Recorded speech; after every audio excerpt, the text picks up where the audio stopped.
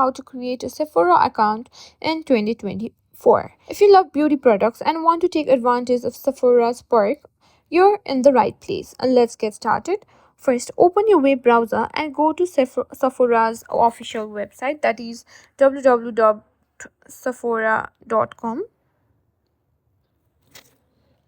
Once you're on the home page, look for the sign in button.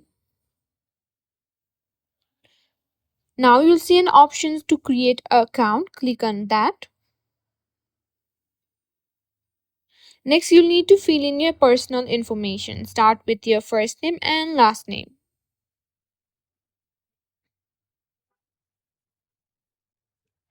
Now, after you've entered your email address, make sure to fill in your name and last name. Also, create a strong password. It should be at least 8 characters long and include a mix of letters and numbers and special characters. Then, you need to also enter your birth date and mobile number. This is optional but can be useful for personalized offers and discounts. Finally, click on the Create Account. Sephora will send a verification email to the address you provided.